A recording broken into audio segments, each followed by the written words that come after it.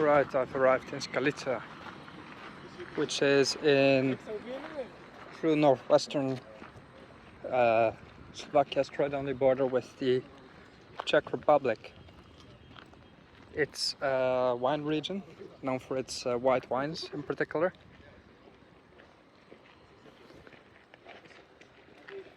And there's this little train that goes from Malacki to here, and then across the border with the Czech Republic, where I'll probably go later, although it's not yet planned. There's buses. So yeah, transport is okay. It's not too frequent, but small country, you know. Right, Skalica. Now probably nobody in the world has ever heard of Skalica here. And even though I've been in Slovakia at least 10 times, neither had I. But here I am right now. And there's a lot of people on fast, quick trips between Prague, Budapest, Bratislava, and they all miss out on the actual charm of the countries, which is somewhere in the middle. Not to say the cities aren't great and you shouldn't visit them, but why would you just buzz by all of this cool stuff? Now if this was in Spain or France, it would probably be overrun by tourists, but here in Slovakia it's just another unknown little gem that nobody really goes to, probably not even the Slovaks. Such a cool spot. The hills right in the back where grapes are growing. Awesome. And right here is the Rotunda church from the back. Well, the original is from about 1,000 years ago, but it's been damaged several times. The current version right here is, well, from about the Second World War. Right after that it was damaged by bombs as well, then the plaster was removed and was kind of restored, but in either case it's a place full of history. There used to be a Jewish cemetery as well, and there in the back is a cavalry with another church. The old Jewish cemetery is actually still here. I wasn't expecting that. It's a bit overgrown just because there's nobody to take care of it, or at least there's no relatives here who would do so. The Jews that actually survived the period and the generations thereafter, most of them are either in the US or Israel or in other places like France or Canada.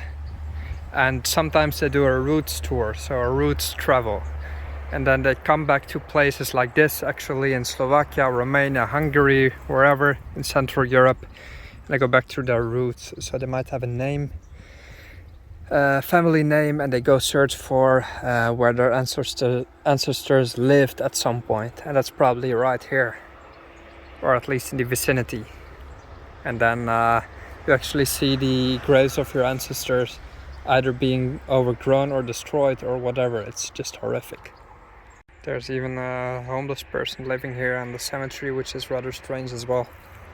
Can you imagine? It's not home now, but a strange place to spend the night. I wouldn't do so, that's for sure. And here's the top of the Cavalry Hill. They have this often in Slovakia and also in Hungary, Austria, let's say. There's a path to a little chapel, and on the way you see these little booths for where, well, I don't know, you can make a prayer or something, light a candle. There's paintings inside of Maria, and right here we see the view over the town of Skalica. It was a good choice to come here. I'll go explore the center in a bit, but it's cute. I like it. Now in a place where EU funds are spent well. We have free public toilets right here, open every day. There's a lady to clean them there. You have improved public facilities here, renovated benches, solid trash bins, flower beds, renovated buildings, everything on point. So here in the square of Skalica there's a lot of food trucks, because what's coming up this weekend is the Slovak Food Truck Fest. Isn't that fun?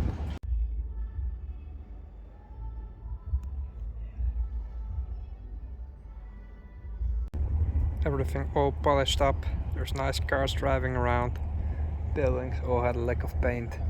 Everything is on point in Slovakia nowadays. Or in reality, I know it's not yet, but it's on its way.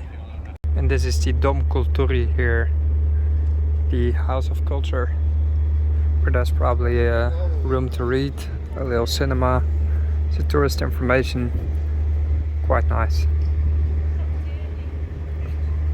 Slovakia has actually become really expensive because even these food trucks for a hot dog, they charge €6.50. €6.50. And there's no beer for under €2.50 or €3.50 here. I think that's expensive actually.